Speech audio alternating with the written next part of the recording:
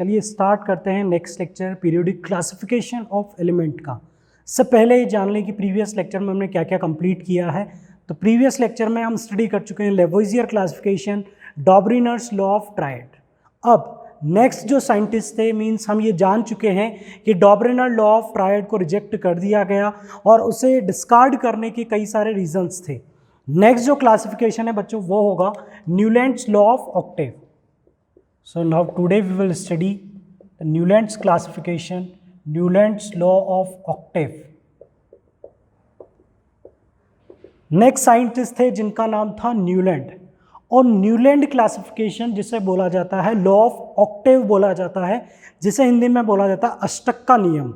Octave का meaning होता है 8, ये रिप्रेजेंट करता है 8 को। चलिए उसकी बात हम बाद में करेंगे। सबसे पहले बात करते हैं कि न्यूलैंड क्लासिफिकेशन और प्रीवियस क्लासिफिकेशन में क्या डिफरेंस था, इस क्लासिफिकेशन का बेसिस क्या था, क्योंकि प्रीवियस क्लासिफिकेशन बेस्ड था एटॉमिक मास पर। तो सबसे पहले न्यूलैंड का जो स्टेटमेंट था न्यूलैंड क्लासिफिकेशन का वो ये था बच्चों, he arranged the elements in increasing order of their atomic masses. Clear? तो बेसिस तो आपको पता चल गया कि न्यूलैंड ने भी एटॉमिक मास के बेसिस पर ही एलिमेंट को अरेंज किया था। बट इस अरेंजमेंट में और प्रीवियस अरेंजमेंट में डिफरेंस क्या था? And he observe that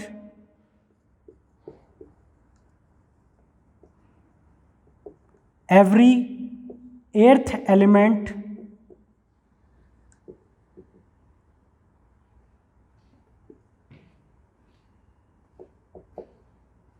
shows the same property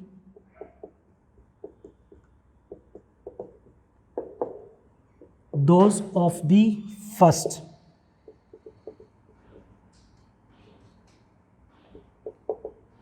means अगर एलिमेंट को increasing order of atomic mass में अरेंज किया जाए तो 8th नंबर पर आने वाला एलिमेंट उन प्रॉपर्टीज को रिपीट करता है जो कि उससे फर्स्ट नंबर पर होती है, जो कि उस 8th एलिमेंट से फर्स्ट नंबर पर एलिमेंट होगा उसी की प्रॉपर्टीज आपको 8th नंबर के एलिमेंट पर भी मिलेगी।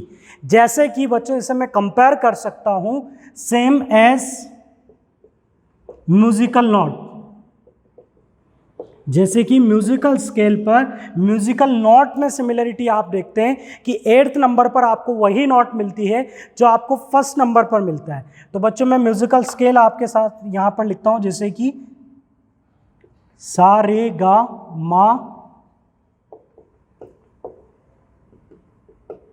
अब देखिए बच्चों यहां से हम स्टार्ट करते हैं, सा रे गा मा पा धा नी, और नी के बाद किसका रिपीटेशन होगा? सा का। इस सा का रिपीटेशन कब होगा? नी के बाद। अब अगर आप मान लें, अगर हम कंसीडर कर लें, सा को कंसीडर कर लें फर्स्ट नंबर पे, ये फर्स्ट होगा, ये सेकंड होगा, थर्ड, फोर्थ, फिफ्थ, 6, 7 और 8th नंबर पर आपको फिर से क्या मिलेगा? सा का रिपीटेशन होगा। अगर आप इसे फर्स्ट कंसीडर कर लें 1 2 3 4 5 6 7 और इसके लिए 8th नंबर पर आपको फिर से किसका रिपीटेशन मिलेगा? रे का रिपीटेशन मिलेगा। तो म्यूजिकल नोट्स का रिपीटेशन भी 8 के डिफरेंस पर आता है। उसी तरह से न्यूलैंड क्लासिफिकेशन में जो प्रॉपर्टीज हैं, प्रॉपर्टीज का रिपीटेशन मींस प्रॉपर्टीज में जो रिसेंबलिंग आपको मिलेगी वो आपको किस पर मिलेगी? फर्स्ट टू 8th पर। तो जिसे आप फर्स्ट कंसीडर कर रहे हैं आप उससे 8th पर चले जाएं, उससे जो 8th नंबर पर एलिमेंट होगा उसकी वही प्रॉपर्टी होगी जो फर्स्ट एलिमेंट की होगी। तो 8th और फर्स्ट इसी कॉन्सेप्ट पर म्यूजिकल स्केल बना हुआ है और इसीलिए इसे क्या बोला जाता है? Law of Octave. क्योंकि ये जो क्लासिफिकेशन है ये म्यूजिकल नोट से सिमिलरिटी रखता है, इसीलिए इसे क्या बोला जाता है? न्यूलैंड्स लॉ ऑफ ऑक्टेव बोला जाता है। चलिए ये पॉइंट हमारा कंप्लीट हुआ। न्यूलैंड्स लॉ ऑफ ऑक्टेव का स्टेटमेंट क्या था और ये स्टेटमेंट किस तरह से प्रॉपर्टीज को मींस एलिमेंट को अरेंज करता है। चलिए अब हम देखते हैं कि न्यूलैंड ने कौन कौन से एलिमेंट को अरेंज किया और वो अरेंजमेंट किस तरह का था।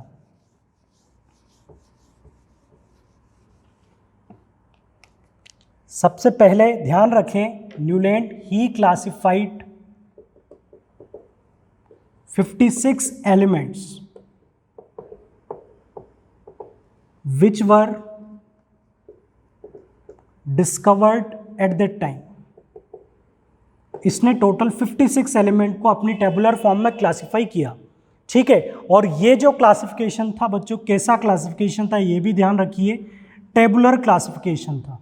मीन्स न्यूलैंड ने जो क्लासिफिकेशन दिया, एक टेबल की फॉर्म में न्यूलैंड ने एलिमेंट को अरेंज किया और 56 एलिमेंट अरेंज किए।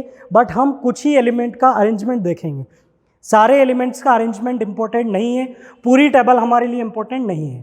तो बच्चों बात करते हैं, सबसे पहले इन्होंने प्लेस किया हाइड्रोजन को, क्योंकि हाइड्रोजन का एटॉमिक मास सबसे कम है। हाइड्रोजन के बाद प्लेस किया लिथियम को, beryllium, boron, carbon, nitrogen, oxygen, fluorine, neon. Noble gases उस टाइम पर डिस्कवर नहीं हुई थी। Sodium, magnesium, aluminium, silicon, phosphorus, sulphur, chlorine.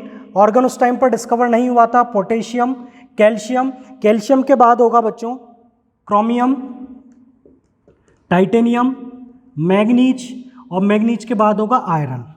यहाँ पर थे बच्चों कोबाल्ट एंड निकल, यहाँ पर थे बच्चों कोबाल्ट एंड निकल। कोबाल्ट एंड निकल को यहाँ पर प्लेस किया गया। यहाँ था कॉपर, जिंक, यहाँ था इट्रियम, और इट्रियम के नीचे दो एलिमेंट थे सीरियम और लैंथेनम, ठीक है। ये टेबुलर क्लासिफिकेशन था, इसमें और भी कई सारे एलिमेंट्स थे, बट पूरी टेबल हमें याद करने की ज़रूरत नहीं है। आपको केवल पोजीशन पता हो अप टू कैल्शियम, कैल्शियम तक पोजीशन पता हो, ये सफिशिएंट है। कैल्शियम तक आपको टेबल अगर याद हो तो याद कीजिए, इसके आगे के एलिमेंट्स की पोजीशन या इस टेबल को याद करने की बिल्कुल भी ज़रूरत नहीं है। तो बच्चों ऐसे म्यूजिकल नोट से कंपेयर कर दूं मैं, ठीक है। तो यहाँ पर हम लिख देते हैं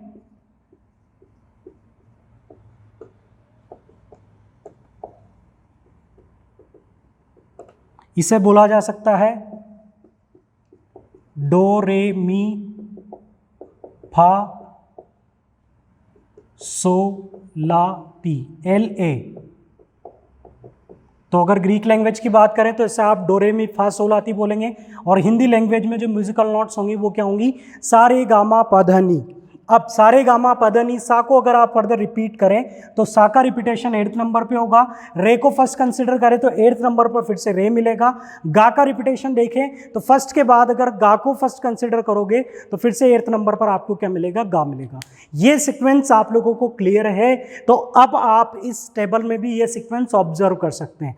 देखिए बच्चों, मैं यहां पर कंसिडर कर लेता हूं हाइड्रोजन को फर्स्ट नंबर पे, तो 8th नंबर पर आपको कौन मिलेगा, देखिए 1 2 3 4 5 6 7 और 8th नंबर पे आपको क्या मिलेगा, फ्लोरीन। मिल गया फर्स्ट टू 8 प्रॉपर्टीज में सिमिलरिटी। चलिए कहीं और ट्राई करते हैं। हमने ट्राई किया मैग्नीशियम से, हमने मान लिया कि मैग्नीशियम फर्स्ट है। अब इसके बाद जो 8th नंबर पर एलिमेंट आएगा उसकी प्रॉपर्टीज इसके जैसी होगी। तो देखते हैं 8th नंबर पर कौन आता है, 1 2 3 4 5 6 7 8। क्लियर बच्चों। तो 8th नंबर पर आपको जो एलिमेंट मिलेगा उसकी प्रॉपर्टी उससे जो फर्स्ट नंबर पर एलिमेंट है उसके सिमिलर होगी। और यहां पर हम देख सकते हैं कि सिमिलर प्रॉपर्टी के एलिमेंट्स एक ही ग्रुप में आ गए हैं। वो सारे एलिमेंट्स जिनकी प्रॉपर्टीज सेम है वो सब एक ही ग्रुप में है। ग्रुप किसे बोला जा रहा है बच्चों, ग्रुप बोला जा रहा है वर्टिकल कॉलम को। ग्रुप किसे बोला जा रहा है, जैसे कि ये वर्टिकल कॉलम है तो इसे मैं क्या बोल सकता हूं, ग्रुप। ये सेकंड ग्रुप होगा, ये नेक्स्ट ग्रुप होगा, और ऑटोमेटिकली सेम प्रॉपर्टीज के एलिमेंट जिनमें 1 to 8 का डिफरेंस है वो एक ही ग्रुप में आ जाते हैं। ये था बच्चों न्यूलैंड्स लॉ ऑफ ऑक्टेव। चलिए अब क्वेश्चन, इस पर क्वेश्चन कैसे आएंगे, आपसे न्यूलैंड्स लॉ का स्टेटमेंट पूछ लिया जा सकता है, आपसे पूछा जा सकता है कि इसे लॉ ऑफ ऑक्टेव क्यों बोला गया। तो आपका आंसर क्या होगा कि ये म्यूजिकल नोट्स की तरह सिमिलरिटी शो करता है। 8th के बाद 8th की प्रॉपर्टीज फर्स्ट के सिमिलर होती है, इसलिए इसे बोलते हैं law of Octave. Clear. Table से रिलेटेड कोई इंफॉर्मेशन पूछ ली जाए तो वो आपसे कैल्शियम तक पूछी जा सकती है। चलिए अब बात करते हैं, आप इस टेबल को देखकर आप लोग पता कीजिए कि आपको इस टेबल में कौन कौन से ड्रॉबैक नजर आते हैं, क्योंकि ये तो कंफर्म है कि इस टेबुलर क्लासिफिकेशन को हमने डिस्कार्ड कर दिया था, रिजेक्ट कर दिया था, तभी हमने स्टार्ट किया था मेंडलीव क्लासिफिकेशन को। तो मेंडलीव क्लासिफिकेशन आएगा इसके बाद, ये कंफर्म है। तो ये क्लासिफिकेशन क्यों रिजेक्ट हुआ, उन चीज़ों को आपको पता करना है। तो आप एज अ साइंटिस्ट पता कीजिए कि कौन कौन सी लिमिटेशन आपको इस टेबल में नज़र आती हैं। तो जैसा कि बच्चों मैं आप लोगों को बता दूं कि यहाँ पर देखा जाए तो कोबाल्ट और निकल कैसे एलिमेंट हैं, मेटल हैं। ये क्या है, मेटल्स हैं। और हाइड्रोजन, फ्लोरीन, क्लोरीन कैसे एलिमेंट है बच्चों, नॉन मेटल है। तो क्या इनकी प्रॉपर्टी सिमिलर होगी, मतलब हमने तो मेटल और नॉन मेटल को ही एक साथ रख दिया। कोबाल्ट निकल क्या इनके सिमिलर होता है, कोबाल्ट निकल इनके सिमिलर नहीं है। कोबाल्ट निकल को किसके साथ होना चाहिए था, आयरन के साथ, क्योंकि इनकी सिमिलरिटी किसके साथ है, आयरन के साथ।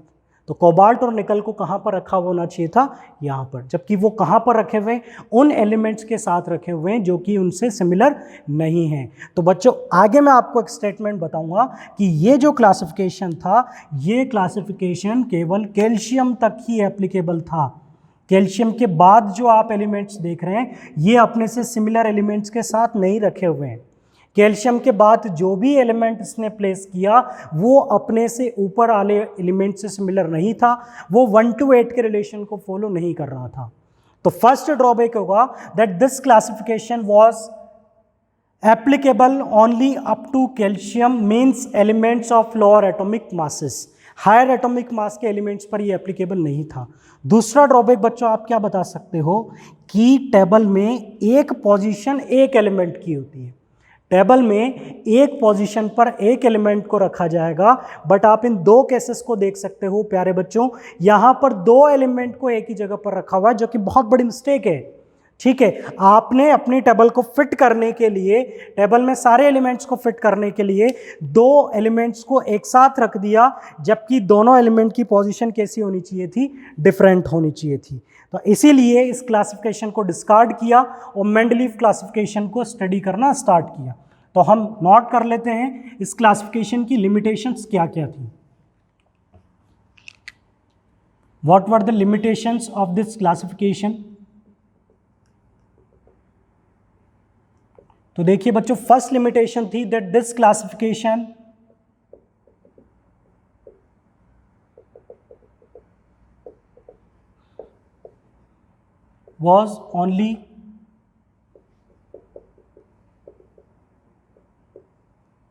was applicable only up to calcium,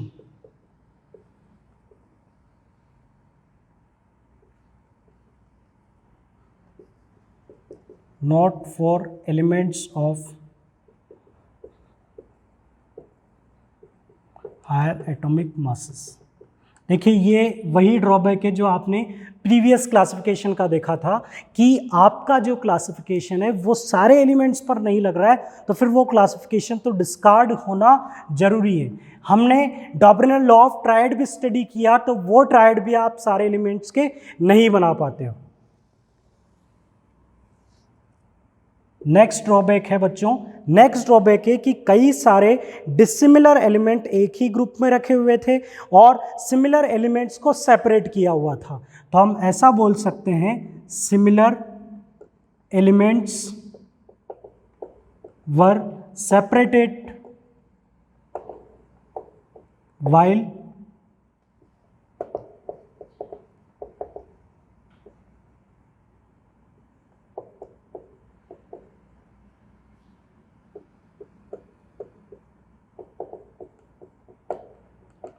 clear, dissimilar element को एक ही ग्रुप में रख दिया, कोबाल्ट निकल इनके सिमिलर नहीं है फिर भी एक ही ग्रुप में, ये किसके सिमिलर है, आयरन के सिमिलर है, बट इन्हें रखा हुआ है सेपरेट रखा हुआ है, इसलिए इस क्लासिफिकेशन को रिजेक्ट किया। और लास्ट ड्रॉबैक बच्चों हम क्या लिख सकते हैं, दो different element placed at a same position. तो आप बोल सकते हैं two different elements were placed at same position। Example बोला जा सकता है कोबाल्ट एंड निकल। दोनों डिफरेंट एलिमेंट है बट एक ही पोजीशन पर रखे हुए हैं, इसलिए इस क्लासिफिकेशन को डिस्कार्ड कर दिया गया। चलिए, क्लासिफिकेशन में लिमिटेशंस तो होती हैं, कई सारी लिमिटेशंस होती हैं, हो सकता है कि बट इस क्लासिफिकेशन में जो न्यूलैंड्स लॉ ऑफ ऑक्टेव हम स्टडी करते हैं, इसमें कहीं ये मेंशन नहीं किया गया कि फ्यूचर प्रेडिक्शन कहीं पर किया गया हो। मींस न्यूलैंड ने फ्यूचर में डिस्कवर होने वाले एलिमेंट की पोजीशन के लिए कोई अलग से स्टेटमेंट नहीं दिया। सपोज कीजिए जैसे हाइड्रोजन के बाद न्यूलैंड ने प्लेस किया लिथियम को, जब हीलियम डिस्कवर होगा तो हीलियम को कहाँ पर प्लेस किया जाएगा, मींस जब नोबल गैसेस फाइनली डिस्कवर हो जाएंगी तो कहाँ प्लेस किया जाएगा, ऐसा कोई फ्यूचर प्रेडिक्शन न्यूलैंड ने नहीं किया था, इसलिए हमने न्यूलैंड क्लासिफिकेशन को डिस्कार्ड कर दिया। इस क्लासिफिकेशन को आपने रिजेक्ट कर दिया, जबकि आपने स्टार्टिंग में स्टडी किया था लेवोइजियर क्लासिफिकेशन, जिसे डिस्कार्ड ना करके बच्चों किया गया था डिसकंटिन्यू। वो डिसकंटिन्यू किया गया था क्योंकि उस क्लासिफिकेशन की कोई लिमिटेशन नहीं थी, बट एटॉमिक मास एक अच्छा बेसिस बन चुका था क्लासिफिकेशन के लिए। चलिए, अब तक हमारे कई सारे क्लासिफिकेशन कंप्लीट हो चुके हैं। अब नेक्स्ट हम स्टार्ट करेंगे Mendeleev's classification, Mendeleev's periodic classification.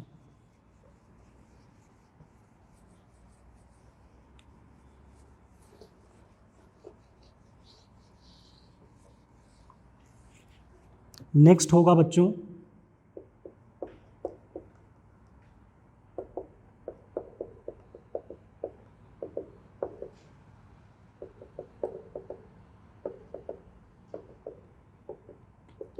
जैसा कि मैंने आपको स्टार्टिंग में बताया, न्यूलैंड क्लासिफिकेशन के बाद आप स्टडी करेंगे मेंडलीव क्लासिफिकेशन को, और मैंने आपको स्टार्टिंग में क्लियर किया था कि मेंडलीव क्लासिफिकेशन का कंटेंट ज़्यादा रहेगा और ज़्यादा इम्पोर्टेंट रहेगा।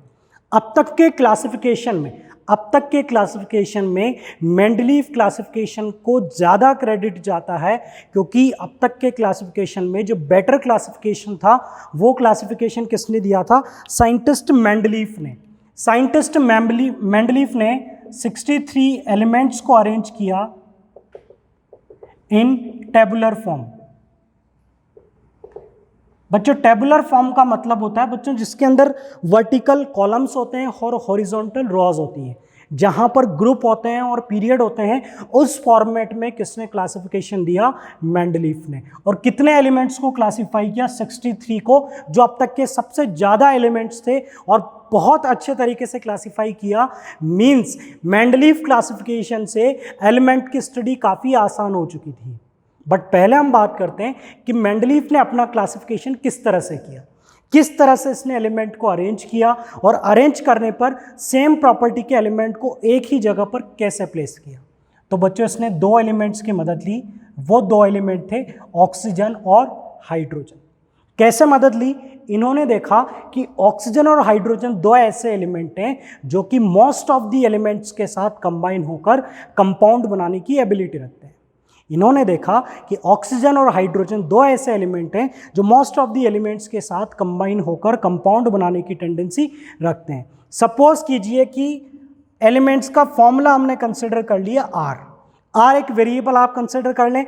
आर का मतलब बच्चों, कंफ्यूज नहीं होना है आपको, आर का मतलब हाइड्रोजन भी हो सकता है, इसका मतलब वहाँ पर लिथियम भी हो सकता है, बेरिलियम भी हो सकता है, कार्बन भी हो सकता है, नाइट्रोजन भी हो सकता है, फ्लोरीन भी हो सकता है, कुछ भी हो सकता है। आर का मीनिंग यहाँ पर क्या होगा, कोई एलिमेंट का सिंबल। क्लियर? तो कुछ एलिमेंट जो ऑक्सीजन से कंबाइन होते थे उनका फॉर्मूला बनता था R2O। कुछ एलिमेंट्स थे जो ऑक्सीजन से कंबाइन होकर फॉर्मूला बनाते थे RO। कुछ एलिमेंट्स थे जो ऑक्सीजन से कंबाइन होकर फॉर्मूला बनाते थे RO2। ठीक है, इससे पहले जो हम देखते हैं वो है R2O3। कुछ थे जो बनाते हैं R2O4, मीन्स जिसे आप लिख सकते हो RO2। कुछ बनाते थे R2O5 टाइप का, कुछ बनाते थे RO3 टाइप का, कुछ बनाते थे R2O7 टाइप का। सिमिलरली एलिमेंट्स हाइड्रोजन के साथ कंबाइन होते थे, RH होता था, RH2 टाइप का फॉर्मूला होता था, RH3 टाइप का फॉर्मूला होता था। तो इस तरह से RH3 RH4 और फिर उसके बाद फिर से ये डिक्रीज होगा इस तरह से RH4। यहाँ पर जो एलिमेंट होंगे ये बनाएंगे RH3 RH2 और ये बनाते थे RH। क्लियर? चलिए, ये एक मैंने आपको बेसिक आइडिया दिया मेंडलीफ क्लासिफिकेशन का कि मेंडलीफ ने अपने क्लासिफिकेशन के लिए एलिमेंट की प्रॉपर्टीज़ की हेल्प ली। प्रॉपर्टीज़ की हेल्प ली मतलब एलिमेंट्स के ऑक्सीजन और हाइड्रोजन के साथ जो बनने वाले फॉर्मूलाज थे उनकी मदद ली। कुछ एलिमेंट हैं जो ऑक्सीजन के साथ इस टाइप का फॉर्मूला बनाते हैं, जैसे कि मैं एग्जांपल्स आप लोगों को बताऊं। R2O टाइप का कौन बना सकता है बच्चों? H2O, Li2O, Na2O, K2O, same type का फॉर्मूला बना रहे हैं। ऐसा कब हो सकता है? जब हाइड्रोजन, लिथियम, सोडियम, पोटेशियम कैसे हो? सिमिलर हो, इनकी प्रॉपर्टीज कैसी हो? सिमिलर हो। तो मेंडलीफ ने केमिकल कंपाउंड के फॉर्मूला के बेसिस पर सबसे पहले सिमिलर एलिमेंट का पता किया कि कौन कौन से ऐसे एलिमेंट्स हैं जिनकी ग्रुपिंग की जा सकती है, कौन कौन से ऐसे एलिमेंट हैं जो सिमिलर हो सकते हैं। कैसे पता लगाया? उनके केमिकल फॉर्मूलाज से। वैसे ही RO टाइप का हमें क्या मिल सकता है? बेरिलियम, मैग्नीशियम, कैल्शियम ऑक्साइड, ये क्या होंगे? सेम टाइप के हो सकते हैं। R2O3 टाइप का B2O3, Al2O3, gallium, Ga2O3, same type का ऑक्साइड बनाते हैं। RO2 टाइप का बच्चों अगर देखना चाहें तो carbon dioxide, silicon dioxide, SiO2। R2O5 का आप बना सकते हो N2O5, P2O5। मतलब जो एक जैसा फॉर्मूला बना रहे हैं उनकी प्रॉपर्टीज कैसी होंगी? एक जैसी होंगी। तो मेंडलीफ ने इन्हीं फॉर्मूलाज की मदद से एक जैसी प्रॉपर्टी वाले एलिमेंट को एक ग्रुप में लाने की कोशिश की, और जब उसने ऐसा किया तो उसने देखा कि ऑटोमेटिकली सारे एलिमेंट किस ऑर्डर में अरेंज हो रहे हैं? एटॉमिक मास के ऑर्डर में अरेंज हो रहे हैं। मीन्स एटॉमिक मास के इंक्रीजिंग ऑर्डर में अरेंज किया तो उसने देखा कि सेम फॉर्मूला वाले एलिमेंट एक ग्रुप में आ जाते हैं। क्लियर? फिर से मैं रिपीट करता हूं बच्चों, उसने एटॉमिक मास के इंक्रीजिंग ऑर्डर में अरेंज किया और अरेंज करने पर ऑब्जर्व किया कि सेम टाइप के फॉर्मूला वाले एलिमेंट एक ही ग्रुप में आ जाते हैं। मीन्स मेंडलीफ क्लासिफिकेशन का बेसिस भी क्या था? Atomic mass. और इन्होंने क्या देखा कि एटॉमिक मास के इंक्रीजिंग ऑर्डर में अगर एलिमेंट को रखा जाए तो सेम प्रॉपर्टीज वाले एलिमेंट एक ग्रुप में आ जाएंगे जिनका फॉर्मूला सेम टाइप का होगा, जो सेम टाइप का ऑक्साइड बनाएंगे, जो सेम टाइप का हाइड्राइड बनाएंगे। चलिए, ये था बच्चों मेंडलीफ की मेहनत कि किस तरह से मेंडलीफ ने पता किया कि कौन से एलिमेंट्स की ग्रुपिंग होनी चाहिए और कौन से एलिमेंट सेपरेट प्लेस्ड होनी चाहिए। अब बच्चों कई सारे क्वेश्चंस आपके दिमाग में आ रहे होंगे कि कई सारे ऐसे एलिमेंट होते हैं जो एक से ज़्यादा ऑक्साइड बनाते हैं। जैसे कि कॉपर का ऑक्साइड का फॉर्मूला आपने स्टडी किया होगा, CuO भी पॉसिबल है और Cu2O भी पॉसिबल है। तो कॉपर को किस फॉर्मूला के बेसिस पर प्लेस किया गया? ये ऐसे कई सारे डाउट्स हैं, तो उनका डिस्कशन हम बाद में करेंगे। तो सबसे पहले Mendeleev classification, 63 elements tabular form में arranged on the basis of the chemical formula formed with oxygen and hydrogen, and he arranged the element in increasing order of atomic masses। तो अब हम बात करते हैं, मेंडलीफ ने जब पूरी स्टडी की तो मेंडलीफ ने एक लॉ दिया जिसे हम बोलते हैं मेंडलीफ्स पीरियोडिक लॉ। तो मेंडलीफ पीरियोडिक लॉ क्या था? मेंडलीफ का स्टेटमेंट क्या था? मेंडलीफ का स्टेटमेंट था बच्चों कि अगर एलिमेंट्स को आप increasing order of atomic mass में अरेंज करेंगे तो उनकी प्रॉपर्टीज में रिपीटेशन होगा, रिसेंबलिंग होगी। दैट प्रॉपर्टीज, बच्चों जब भी मैंने बोला प्रॉपर्टीज, इसका मतलब क्या होगा? Physical and chemical. इसका मतलब क्या होगा? Physical and chemical. That properties of the elements are periodic function of their atomic masses। और 63 एलिमेंट्स को कैसे अरेंज किया? इंक्रीजिंग ऑर्डर ऑफ एटॉमिक मास। तो मेंडलीफ ने भी वही lowest atomic mass means hydrogen से स्टार्टिंग की और इंक्रीजिंग ऑर्डर में अरेंज किया, और अरेंज करने पर ऑब्जर्व किया बच्चों, ये लॉ इंपॉर्टेंट है, लॉ आपसे पूछ लिया जाता है, और लॉ अगर मेंडलीव पीरियोडिक टेबल का आपको याद होगा तो आप मॉडर्न पीरियोडिक लॉ को भी आसानी से समझ सकते हैं, आसानी से लिख सकते हैं।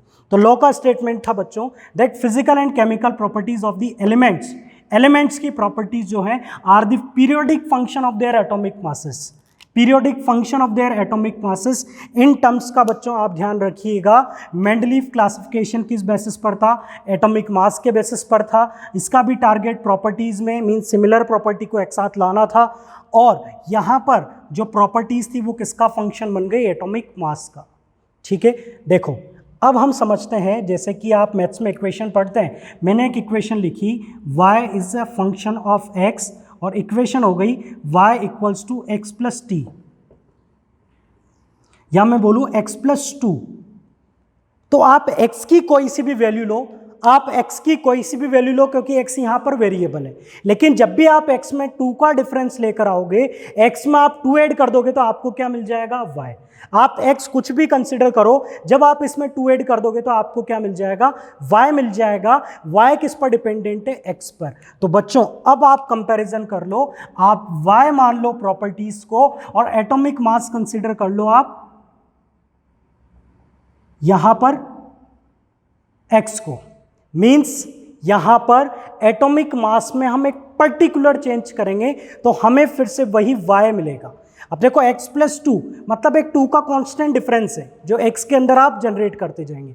ऐसे फंक्शन को क्या बोला जाएगा, पीरियोडिक फंक्शन, जो एक पर्टिकुलर गैप के बाद रिपीट होते हैं, एक पर्टिकुलर डिफरेंस के बाद रिपीट होते हैं। तो यहाँ पर क्या होगा, एटॉमिक मास में आप एक पर्टिकुलर डिफरेंस लाएंगे, एक पर्टिकुलर पीरियोडिक फंक्शन का मतलब कि y यहाँ पर कैसा हो गया, प्रॉपर्टीज यहाँ पर कैसी हो गई, पीरियोडिक फंक्शन। ये x पर कैसे डिपेंड करती है, पीरियोडिकली डिपेंड करती है। एटॉमिक मास में एक पर्टिकुलर डिफरेंस आएगा तो आपको वही प्रॉपर्टी मिलेगी, फिर से आप वही डिफरेंस जनरेट करेंगे तो आपको वही प्रॉपर्टीज मिलेंगी। तो ये होता है बच्चों पीरियोडिक फंक्शन का मीनिंग। इससे ज़्यादा दिमाग आपको पीरियोडिक फंक्शन में नहीं लगाना है, क्योंकि पीरियोडिक फंक्शन से लेकर आपसे कोई क्वेश्चन नहीं पूछा जाएगा। ये मैंने आपको इसलिए बताया ताकि आप इस स्टेटमेंट को अच्छे से समझ सकें, मेंडलीव पीरियोडिक लॉ को अच्छे से समझ सकें। अब मेंडलीव पीरियोडिक लॉ किस फॉर्म में था, टेबुलर फॉर्म में था। तो इस टेबुलर फॉर्म में मेंडलीव ने टोटल हॉरिजॉन्टल रोज, जिन्हें बोला जाता है पीरियड्स, टोटल यहां पर थे 7 पीरियड, और वर्टिकल कॉलम जिन्हें बोला जाता है बच्चों ग्रुप। तो मेंडलीव ने टोटल 9 ग्रुप्स में टेबल मींस एलिमेंट्स को अरेंज किया। तो बच्चों आप मेंडलीव पीरियोडिक टेबल जो स्टडी करेंगे वो डिफरेंट पीरियोडिक टेबल आपको मिल सकती है, कुछ बुक्स में अलग होंगी और कुछ बुक्स में अलग होंगी, बिकॉज मेंडलीव पीरियोडिक टेबल जो इनिशियल में बनाई गई उसे बाद में मॉडिफाई किया गया, क्योंकि बाद में और एलिमेंट डिस्कवर हुए, नोबल गैसेस डिस्कवर हुई, और कई सारे ड्रॉबैक मेंडलीव पीरियोडिक टेबल के रेक्टिफाई करने के लिए हमने एक बार मेंडलीव पीरियोडिक टेबल को मॉडिफाई भी किया। तो आपको ज़रूरत पड़ सकती है मॉडिफाइड मेंडलीव पीरियोडिक टेबल को स्टडी करने की। क्लियर। अभी हम बात करते हैं कि जिस मेंडलीव पीरियोडिक टेबल की हम बात कर रहे हैं इसमें 7 पीरियड और 9 वर्टिकल कॉलम ग्रुप हो सकते हैं। और स्टार्टिंग में जो टेबल बनाई गई थी बच्चों, उसमें आप देखेंगे जो इनिशियल मेंडलीव पीरियोडिक टेबल थी, फर्स्ट ग्रुप था उसे भी सब ग्रुप में डिवाइड कर दिया गया था। जैसे कि ये फर्स्ट ग्रुप है, इसके 2 पार्ट हमें मिलेंगे, first A first B. Similarly second group को भी ऐसे ही डिवाइड किया गया, थर्ड को भी third A third B, second को सेकंड ए सेकंड बी, और इस तरह से स्टार्टिंग के 1 से लेकर के 7 तक के जो ग्रुप थे, 1 से 7 तक के ग्रुप थे 1 to 7, उन्हें सब ग्रुप में डिवाइड कर दिया गया, ग्रुप ए ग्रुप बी। जैसे कि सेकंड के 2 part, second A and second B. इसी तरह से थर्ड के भी 2 पार्ट होंगे, फोर्थ के भी 2 पार्ट होंगे, और 8th जो ग्रुप था इसमें एलिमेंट्स किस तरह से प्लेस किए गए,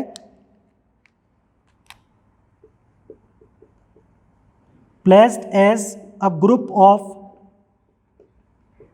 3 एलिमेंट्स, जिसे बोला जाता है बच्चों ट्राइड्स, जो आप पहले स्टडी कर चुके हैं। ठीक है, समझिएगा बच्चों, मेंडलीफ पीरियोडिक टेबल में जो ग्रुप थे 1 to 7 ग्रुप को दो पर्टिकुलर सब ग्रुप में डिवाइड किया गया था इस तरह से, इसमें अलग एलिमेंट थे, इसमें अलग एलिमेंट थे, और 8th नंबर का जो ग्रुप था इसमें एक साथ 3-3 एलिमेंट को ग्रुप करके रखा हुआ था, जिसे हम क्या बोल सकते हैं, ट्रायड बोला जा सकता है। चलिए बात करते हैं कि फर्स्ट ग्रुप में कौन कौन से एलिमेंट थे।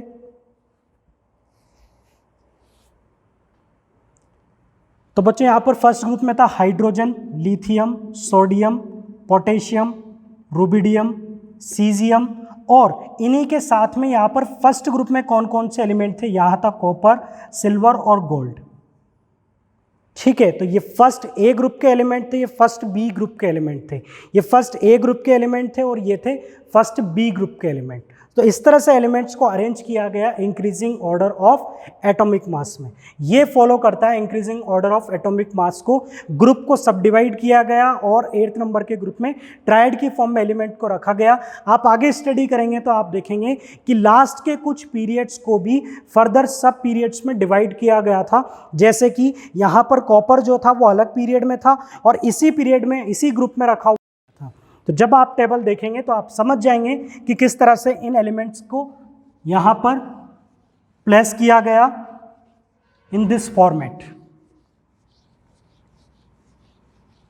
चलिए, ये था introductory part Mendeleev periodic classification का, कि मेंडलीफ ने बहुत मेहनत की, मेंडलीफ ने 63 एलिमेंट्स को अरेंज किया, काफ़ी अच्छे से अरेंज किया, increasing order of atomic mass में अरेंज किया, ग्रुप भी डिवाइड किए और पीरियड्स को भी फर्दर डिवाइड किया।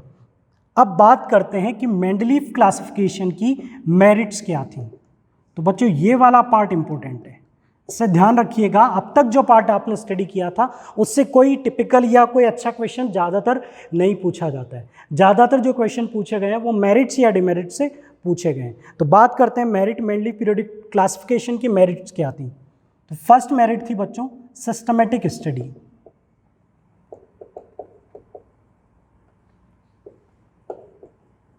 अब तक के जो क्लासिफिकेशन आपने स्टडी किए वो classification limited number of elements पर एप्लीकेबल थे, और क्लासिफिकेशन का मोटिव क्या था कि सारे एलिमेंट्स पर एप्लीकेबल हो और एलिमेंट की स्टडी कैसी हो जाए, सिस्टमेटिक हो जाए। तो मेंडलीफ क्लासिफिकेशन के बाद अब ज़्यादातर एलिमेंट की सिस्टमेटिक स्टडी होना स्टार्ट हो गई थी। मीन्स जो हमारा टारगेट था वो हमने काफ़ी हद तक अचीव कर लिया था, इसलिए हम इस क्लासिफिकेशन की तारीफ करेंगे। तो फर्स्ट पॉइंट बनता है कि एलिमेंट की सिस्टमेटिक स्टडी अब आप कर सकते हैं। सेकंड पॉइंट क्या होगा बच्चों? सेकंड पॉइंट था इंपॉर्टेंट, करेक्शन इन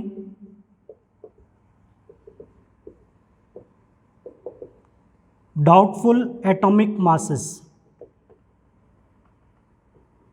कुछ एलिमेंट्स ऐसे थे जिनके एटॉमिक मासेस डाउटफुल थे।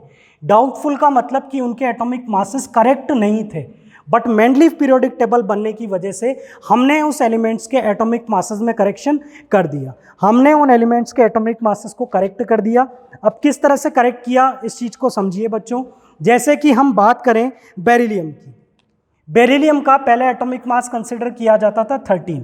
बेरिलियम का एटॉमिक मास कंसिडर किया जाता था 13, और 13 के अकॉर्डिंग जो बेरिलियम की पोजीशन आती थी, बेरिलियम का ऑक्साइड कैसा बनता है BeO, जो कि कैसा बनता है MgO।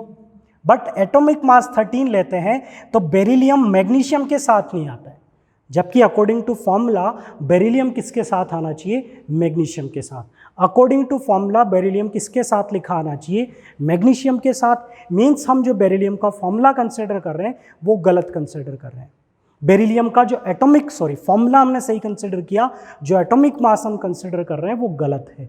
और जब इसमें करेक्शन किया गया, जब बेरिलियम की एक्चुअल वैलेंसी को पता किया गया, पहले बेरिलियम की वैलेंसी कंसिडर की जा रही थी 3, बट बाद में बेरिलियम की वैलेंसी ली 2 और इसका इक्विवेलेंट वेट होता है 4.5।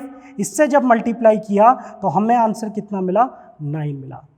जबकि हम 3 से इक्विवेलेंट वेट को मल्टीप्लाई करेंगे तो हमें कितना मिलेगा, 13। मीन्स इसकी वैलेंसी गलत कंसिडर की जा रही थी, इससे इसका जो एटॉमिक मास आप कंसिडर कर रहे थे वो गलत था। तो इसके एटॉमिक मास में करेक्शन किया गया और वो एलिमेंट था बेरिलियम, जिसका एटॉमिक मास 13.5 से कितना कंसिडर किया गया, 9। 9 बेरिलियम का करेक्ट एटॉमिक मास है और आप कितना कंसिडर करते हैं, 9 ही कंसिडर करते हैं। ऐसे और भी कई सारे एलिमेंट्स थे जैसे गोल्ड है, टेल्यूरियम है, जिनके एटॉमिक मासेस को पहले गलत कंसिडर किया गया बट बाद में उनमें करेक्शन हो गए मेंडलीव पीरियोडिक क्लासिफिकेशन से। तो आप लोगों को भी अच्छा लगा होगा कि मेंडलीव क्लासिफिकेशन से कई सारे करेक्शन भी हुए। थर्ड इंपॉर्टेंट पॉइंट जिस पर क्वेश्चन पूछे जा चुके हैं, फ्यूचर प्रिडिक्शन। फ्यूचर प्रिडिक्शन का मतलब क्या होता है? फ्यूचर प्रिडिक्शन का मतलब होता है भविष्यवाणी। मेंडलीफ ने वो एलिमेंट के बारे में बता दिया जो एलिमेंट उस टाइम पर डिस्कवर नहीं हुए थे। मेंडलीफ ने यह बता दिया कि बाद में और भी एलिमेंट डिस्कवर होंगे और उनकी प्रॉपर्टीज कैसी होंगी और उन्हें कहां पर प्लेस किया जा सकता है। तो इस पॉइंट को हम इस तरह से लिख सकते हैं, ही left some gaps in his periodic table for the elements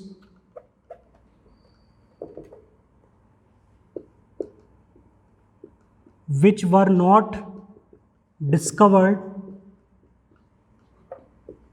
at that time। Means Mendeleev ने उन एलिमेंट के लिए अपने टेबल में स्पेस छोड़ दिया, उन एलिमेंट के लिए कुछ जगह छोड़ दी जो एलिमेंट उस टाइम पर डिस्कवर नहीं हुए थे। बट मेंडलीफ का मानना था कि बाद में एलिमेंट डिस्कवर होंगे और वो इन गैप को फिल करेंगे। बाद में ऐसे एलिमेंट डिस्कवर होंगे और ये इन गैप्स को फिल करेंगे। बच्चों ध्यान से समझिएगा इस पॉइंट को। मेंडलीफ का मानना था कि बाद में ऐसे एलिमेंट डिस्कवर होंगे फ्यूचर में जो कि इन गैप्स को फिल कर देंगे। और ऐसे कौन कौन से ऐसे एलिमेंट बाद में डिस्कवर हुए जिनके लिए मेंडलीफ ने पहले से ही जगह छोड़ रखी थी। और ये जब एलिमेंट डिस्कवर हुए तो इसे हमने कंसिडर किया merits of Mendeleev periodic classification. तो बच्चों ध्यान से देखिएगा, जैसे कि जो एलिमेंट था बोरोन, बोरोन के जस्ट नीचे, बोरोन के बाद जो अगला एलिमेंट है ये उस टाइम पर डिस्कवर नहीं हुआ था और इसके लिए मेंडलीफ ने यहाँ पर एक गैप रख दिया था, जगह छोड़ दी थी, ये प्लेस खाली रख दिया था और इसका नाम रखा गया था बच्चों टेम्परेरी नेम। उस टाइम पर मेंडलीफ के अकॉर्डिंग इस जगह का नाम था एका बोरोन।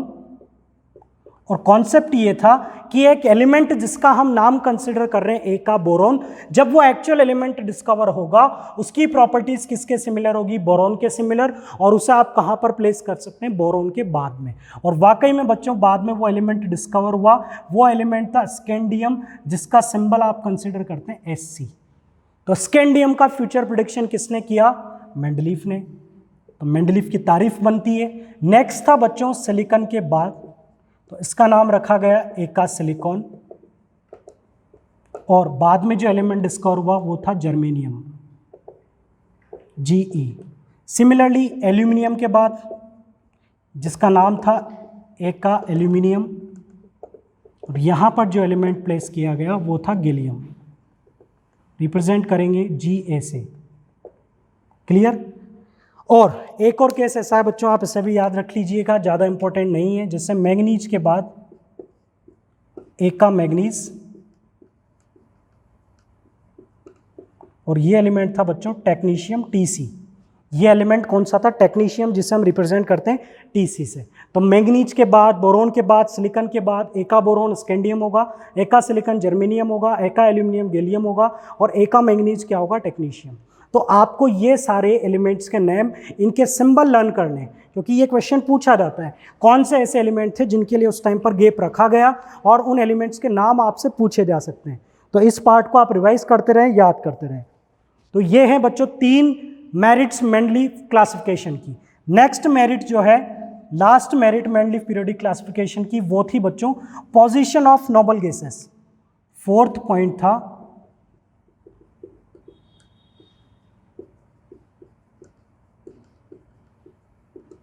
देखो, नोबल गैसेस को लेकर क्या डाउट था? उस टाइम पर नोबल गैसेस डिस्कवर नहीं हुई थी। जब मेंडलीफ ने अपनी टेबल बनाई थी उस टाइम पर नोबल गैसेस डिस्कवर नहीं हुई थी, बट मेंडलीफ ने ये बोल दिया था कि जब भी नोबल गैसेस डिस्कवर होंगी तो आपको घबराने की ज़रूरत नहीं है, आप इसी टेबल में नोबल गैसेस को भी प्लेस कर सकते हो। ऐसा नहीं कि कल को नोबल गैसेस अगर डिस्कवर हो जाए तो आप मेरे टेबल को डिस्कार्ड करके एक नई टेबल बनाना स्टार्ट कर दें। मेंडलीफ ने क्या बोला, we can place noble gases in separate group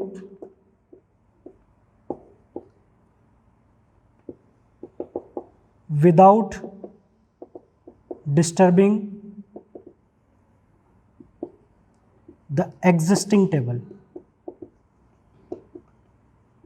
तो इस तरह से ग्रुप नंबर 8 के बाद हमने नेक्स्ट ग्रुप नंबर 9 के अंदर नोबल गैसेस को प्लेस किया, जिससे हमें एग्जिस्टिंग पीरियोडिक टेबल को डिस्टर्ब करने की कोई ज़रूरत नहीं पड़ी। तो ये एक अच्छा पॉइंट माना जा सकता है मेंडलीफ का, जिन्होंने नोबल गैसेस को लेकर भी आपका डाउट क्लियर कर दिया और फ्यूचर में डिस्कवर होने वाले एलिमेंट्स की पोजीशन को लेकर भी आपका डाउट क्लियर कर दिया। तो ये थी बच्चों मेंडलीफ क्लासिफिकेशन की मेरिट्स। एक बार फिर से मैं आपको रिवाइज करवाता हूँ। फर्स्ट मेरिट कौन सी थी? फर्स्ट मेरिट थी बच्चों मेंडलीफ क्लासिफिकेशन की एलिमेंट की सिस्टमेटिक स्टडी। सेकंड थी correction in atomic mass. Third था फ्यूचर प्रेडिक्शन। और लास्ट मेरिट थी नोबल गैसेस की पोजीशन। सो स्टूडेंट्स, आज हम इन मेरिट्स के साथ इस लेक्चर को कंप्लीट करते हैं and in next lecture we will continue with the demerits of Mendeleev periodic classification.